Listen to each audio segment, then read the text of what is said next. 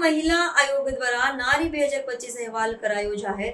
મહિલાઓની સુરક્ષાની દ્રષ્ટિએ કોઈમાં સૌથી સુરક્ષિત શહેર, દિલ્હી પટના સૌથી ઓછા સુરક્ષિત જાહેર કરાયા। રાષ્ટ્રીય મહિલા આયોગ દ્વારા પ્રસિદ્ધ કરવામાં આવેલી નારી 2025 અહેવાલમાં મહિલાઓની સુરક્ષાની દ્રષ્ટિએ ભારતના શહેરોનું મૂલ્યાંકન કરવામાં આવ્યું છે, જેમાં કોહિમા, ગંગટોક અને ઈટાનગર જેવા પૂર્વોત્તરના શહેરો સૌથી સુરક્ષિત ગણવામાં આવ્યા છે। આ અહેવાલે ગુરુવારે નવી દિલ્હી ખાતે આયોગના અધ્યક્ષ શ્રીમતી વિજયા રાટકર દ્વારા જાહેર કરવામાં આવ્યો હતો।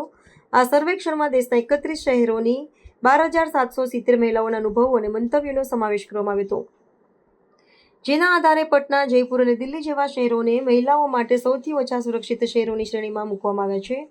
આ અહેવાલ મુજબ દેશનો સરેરાશ રાષ્ટ્રીય સુરક્ષા આંક 65% છે।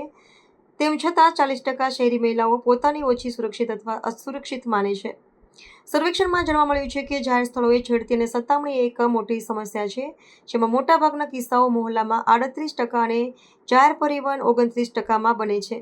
જે શહેરો સુરક્ષાની દ્રષ્ટિએ શ્રેષ્ઠ ક્રમે છે, ત્યાં બહેતર લૈંગિક સમાનતા, નાગરિક સહભાગિતા અને પોલીસ વ્યવસાય જેવા પરિબળો જવાબદાર છે, જ્યારે નીચલા ક્રમના શહેરોમાં નબળી સંસંગતતા, પ્રતિક્રિયા અને અવિકસિત માળખાકીય સુવિધાઓ જેવી ખામીઓ જોવા મળી છે। અહેવાલમાં એ પણ ઉજાગર થયું છે કે મોટાભાગની ઘટનાઓની સત્તાવાર ફરિયાદ નોંધાતી નથી, માત્ર ત્રીજા ભાગની પીડિત મહિલાઓ સત્તાવાળાઓને જાણ કરે છે। આ ઉપરાંત 53% કાર્યસ્થળે કામ કરતી મહિલાઓ જાતીય સતામણી નિવારણ પોષ નીતિ વિશે અજાણ હતી। શ્રીમતી વિજયા રાટકરે જણાવ્યું હતું કે આ અહેવાલના તારણો નીતિ નિર્માતાઓ અને સરકારોને મહિલા સુરક્ષા સુધારવા માટે નક્કર પગલાં લેવા માટે માર્ગદર્શન આપશે। આ અહેવાલ ભવિષ્યમાં શહેરી મહિલા સુરક્ષા માટે વાર્ષિક માપદંડ તરીકે કાર્ય કરશે।